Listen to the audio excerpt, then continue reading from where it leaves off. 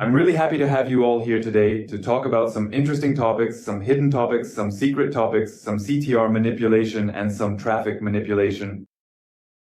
Today, I'll quickly teach you how 2 years ago, or even just a year ago, I used CTR manipulation to achieve excellent rankings in France. But honestly, this works in any region. Or more recently, I just discovered a new trick, the book Superworld. That's what I'm going to give you for free today.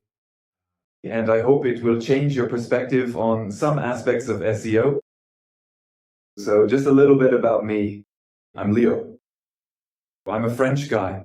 I used to work in iGaming for over 5 years at the biggest companies in iGaming affiliates. Now I'm on my own. I'm doing my consulting work solo, and I used to manage up to 20 people as head of SEO. So quite a big team, quite big challenges. I love working on different geographies. I've spent more than 500,000 euros or dollars on links and more than 300,000 euros per project. So for some of you that might seem like a small amount, for others it might be a lot. It depends on the scale you're working at. One of my specialties, I think, is beating bigger competitors with smaller resources. So I used to walk the dogs really often. And to beat the biggest companies on highly competitive keywords and things like that. So being efficient with money was really one of my specialties. And that's what I tried to do. I do a lot of research, I find good techniques, I apply them, and we end up with some really interesting results. Let's talk about CTR manipulation. CTR manipulation is really a thing, a topic that comes up very often in SEO. A lot of people are really interested in it. I'll share my experience with you, what I like, what I don't like, what I used to do, what still works today, and so on. I hope you'll gain some valuable knowledge from this. So first, I know that most people I talk to about CTR manipulation do it with bots. Personally, I'm not really a fan of bots. I think bots are really easy to detect. So you have the issue of IPs. Some people tell me they have residential proxies and all that. But it's actually quite difficult to get good proxies, good IPs, and so on. To avoid repeating them, to avoid using IPs from data centers, etc.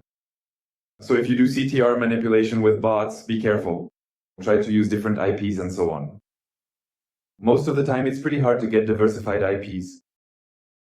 In terms of geographic location, even if you have good IPs, it doesn't change that often, when you're trying to split the geo, manipulate the location, and so on. It's quite difficult to have consistent IPs that aren't always from the same city, the same spot, the same region, etc. So when it comes to geographic location as well, bots are a bit tricky to manage. The click intervals, I know you can introduce some randomness, but most of the time it's just the randomness that you've programmed in. So it's just like basic randomness. It's hard to achieve true randomness with SQL manipulation. With bots, you end up with interval clicks and so on. When it comes to query history, that's one of the biggest issues. You generally don't have any accounts, no Google account, no logbin, no history, no good history, etc. So I don't really recommend bot manipulation. I know it works in some markets, depending on the size of the market, the quality of the IPs you get, and the quality of the phones. Usually they're farm phones that you get. It's not that easy, to be honest, because you're also using the same phone, so there are some built-in footprints that will remain. So that's a problem I have with PostBlub. Don't worry, I like micro workers, I like humans, So what I generally do is use humans. The good thing about humans is that they have Google account history. If you ask like any of you, to go use Google Chrome and search for something, you have your Google account logged in and you already have a history on your Google account, etc. So it looks much more natural. You all have different phone models, so obviously this one can't be spotted. And we're human, we make mistakes, we're a bit random, so sometimes we just don't do exactly what we're supposed to, or we type at a random pace, etc. So this randomness, I think, makes it really harder for Google to spot when someone's doing manipulation. That's why I prefer humans. But humans have problems as well, There is a challenge. So first, there are now a lot of platforms where you can get humans to do things. And to pay them to do that, or even not pay them really. But just, asking people to do some tasks, you need to have a good platform of people. And if you need them to do something, really, cheap and not really good, like searching for online casinos again and again and again and clicking on things. It's not really appealing, so people generally don't really do it. So that's why I'll find you good techniques and good platforms that still work. Getting geospecific traffic is quite hard. So for example, most of you probably know microworkers.com, which is the biggest platform for microworking. But the issue you'll encounter on microworkers.com is that, for example, for France, there are only 20 people there. You can do some pretty decent manipulation with 20 people. If you go for the US, you have more people. If you use Amazon Mechanical Turk, you'll have some people as well. If you want to manipulate traffic and CTR in India, I think it's not that hard because there's a lot of Indian traffic. But for every geo, sometimes it's super hard to get good traffic. For example, if you're in a small country like, I don't know, the Netherlands, I think it's quite hard to get decent traffic in that case. People are being paid 5 cents to do some manipulation. And there's also another problem with people. It's the randomness. It was certainly a very good point that you made there, but you have to remember that there is always a significant bit of unpredictable randomness involved in these situations, It was a truly solid point to bring up, but it is always the case that things can change quite unexpectedly. A bit of, and some carelessness as well. Sometimes you ask people to do A, B, C, D, and they find a way to do A and D, And they're like, yes, that's good, I get the same results, but you want the process, not just the results, So that's the kind of problem you'll encounter with microworkers as well. I still prefer them over bots. So, I'll tell you what I used to do with CTR manipulation back in the day. I discovered an old microworking service in France. It was called Full Factory. I used it, and I used it a lot. I started using it and realized I could just ask people to do some searches, etc. It wasn't originally designed for that. It was made for research, for AI classification, for example. But I used it for CTR manipulation. To be honest, it worked pretty well. So as I told you it worked well, I was in 3rd place. Back then I made it to 1st place. Yes, I got my best keyword. We were making a ton of money. I wasn't because I was just an employee, but my boss was.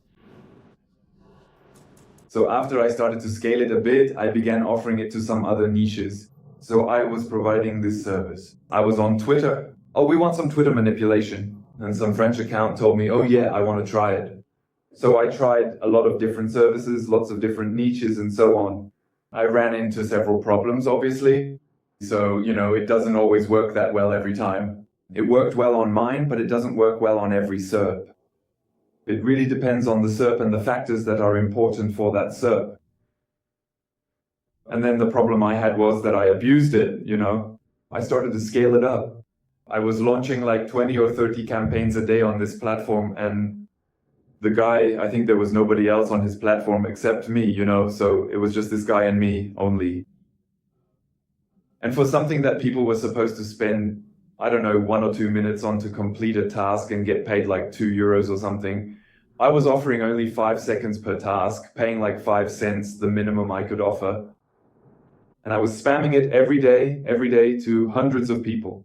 So at some point, the people, they weren't signing up on this platform for that, so they were a bit mad at me. They started to complain to the management, and the management told me, like, no, we told you you're doing some shady stuff with the task card. That's interesting. People are complaining, so we're cutting you off. And so they told me, yeah, I got banned because I failed to follow the terms of use. And now anyone who tries to log on to this platform and do that, they immediately cut their account. So I advise you not to do it.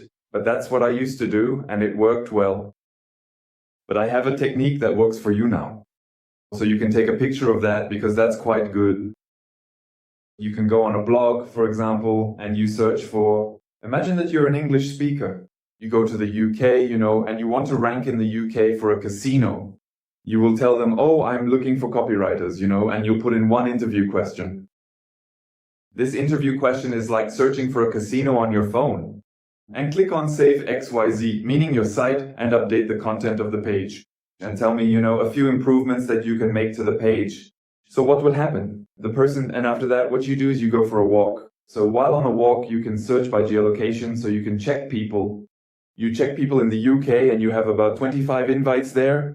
You invite 25 people from the UK, you do that every day, rinse and repeat. What will happen is that some people from the UK will be interested because they want a job, you know?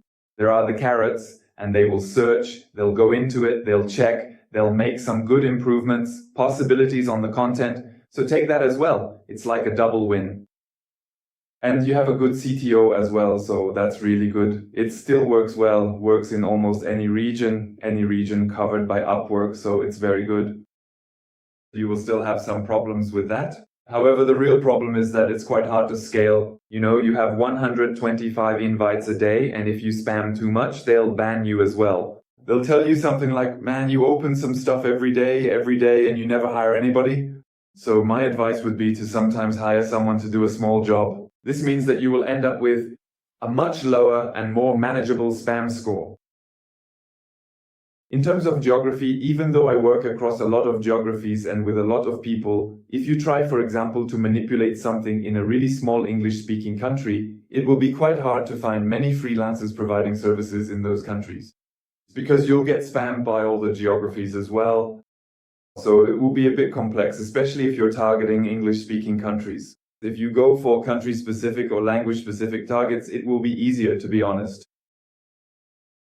In terms of the risk of being blocked, obviously, and the low volume, the problem is that you can get like 20 to 30 people a day more easily, but reaching 100 people a day, for example, is harder. But the good thing is that the volume isn't that high, so if you can get that many people a day and you get it every day, that's already pretty good. You know, you're already getting a much higher CTR than most people yourself. A few more pieces of advice I have. What you can do is also change or slightly switch up the job titles you're searching for. One day you're searching for a copywriter. The next day you look for a developer who can find a security vulnerability in your site. So the good thing is that you'll have different signals each time, different behaviors every time. You can ask a content manager, you can ask an SEO specialist, you can ask anyone. The only thing is that they have to go through this process. So they search, they find it, and more time is spent on your site for the most part. So yeah, just enjoy it, change things up, switch things around, create some variety and diversity. It's really good, it works well. But now all these flaws that we used to have, we can cover them with a new technique that I discovered in the meantime. So it was about 1.5 years ago that I discovered SERP manipulation, got good results with it. And after that, I thought, wow, do French people actually discover new techniques? Insanely good, you know, but like insanely good. So I call that traffic manipulation, but it's not really traffic manipulation. It's way easier than that, you'll see. So the benefits of traffic manipulation, it almost seems too good to be true, you know? It works in every niche, it's scalable, it's easy, it's cheap, and personally, I think it's even more powerful than CTR manipulation. So I did a lot of tests with CTR and traffic manipulation. I think that traffic manipulation is the best in terms of efficiency. It works internationally and in every geo as well. So it's really good, really easy, plug and play, and you get insane results. How does it work?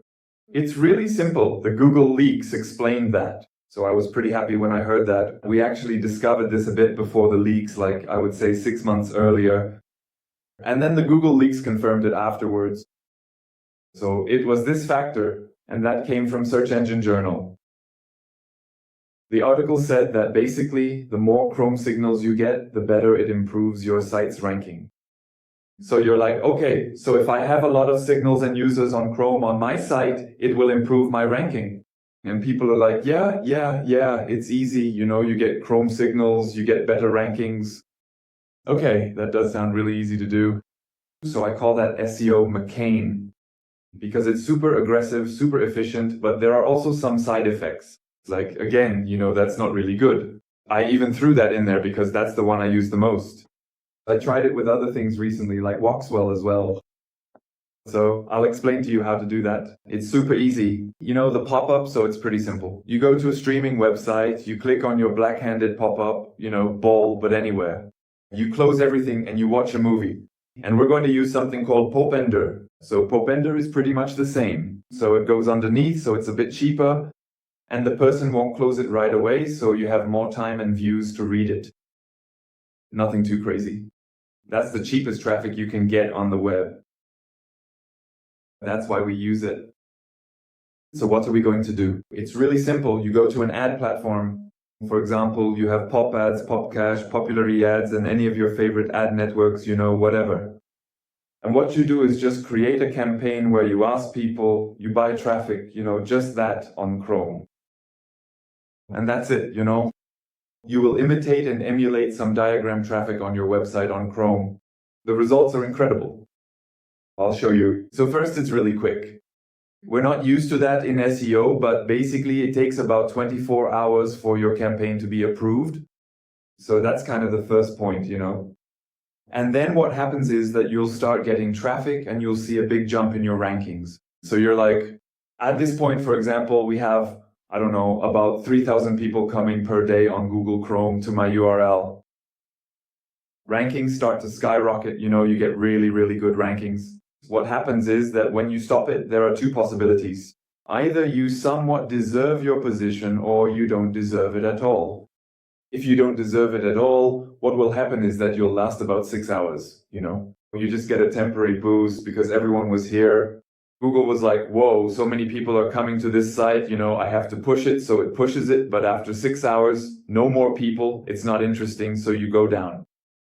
Generally, what will happen is that you'll last 48 or 72 hours, because you still deserve it a little bit. You were here initially, so you still deserve it a little bit.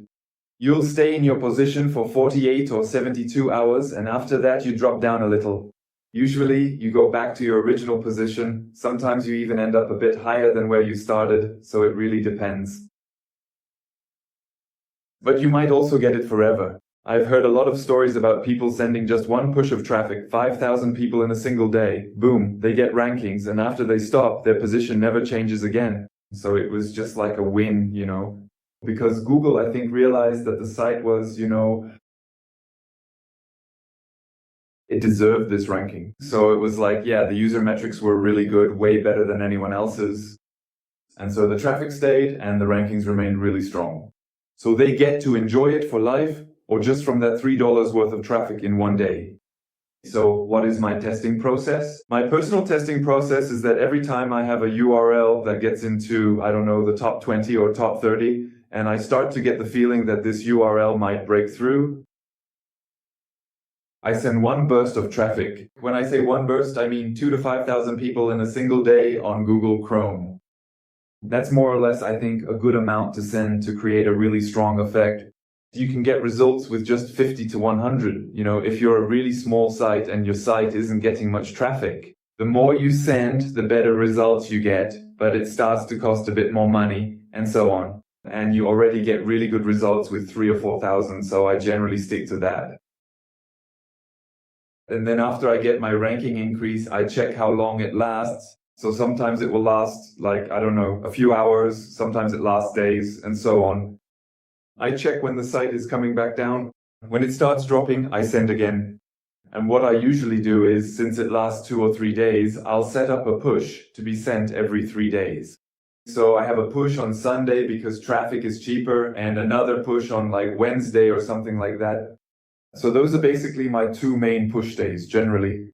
It's a bit weird from Google's perspective, you have 5,000 people coming to your site every 3 days, but you know what? It works, so I just go with it. So you might ask me, what are the risks? Because there is it's just like cocaine without any dangers. That's the risk, So yeah, there are a few risks, but honestly, the risk is quite minimal.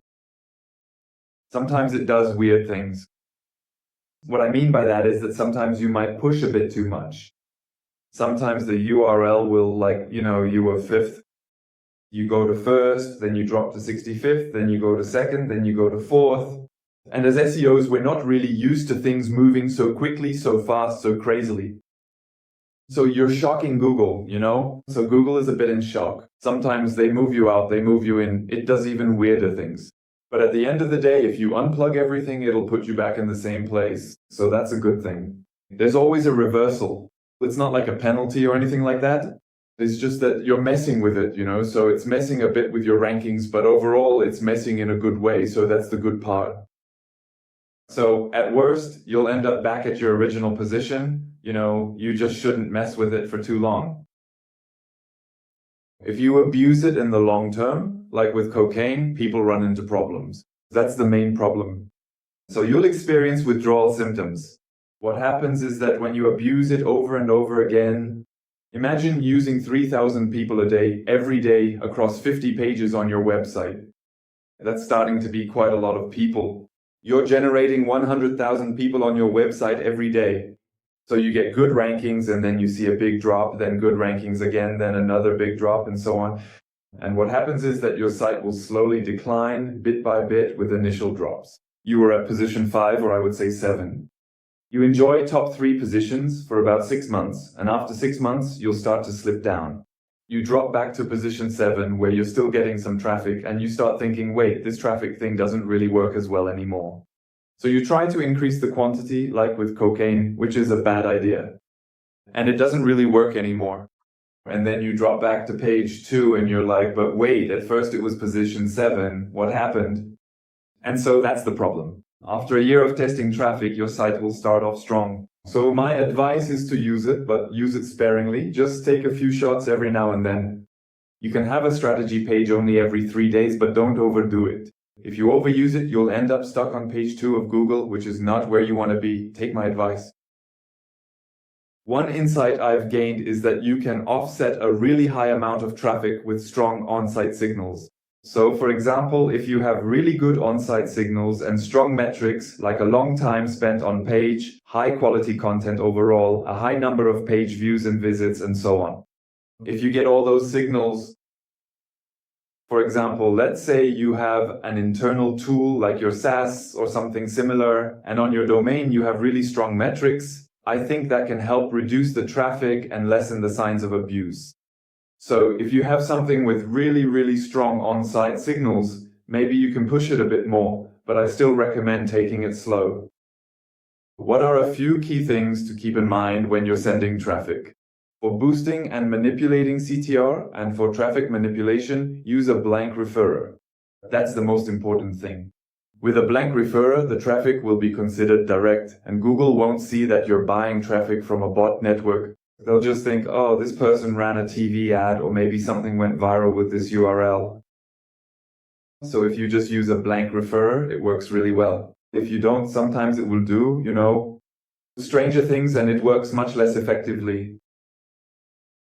Another technique we used to use is publishing your URL on Twitter, which gives you a TCO redirect.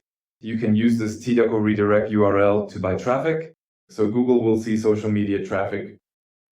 That's a good way to wash your traffic, to clean your traffic so it looks better. Chrome browser, obviously, as I told you at the beginning, that's the most important. That's what Google is.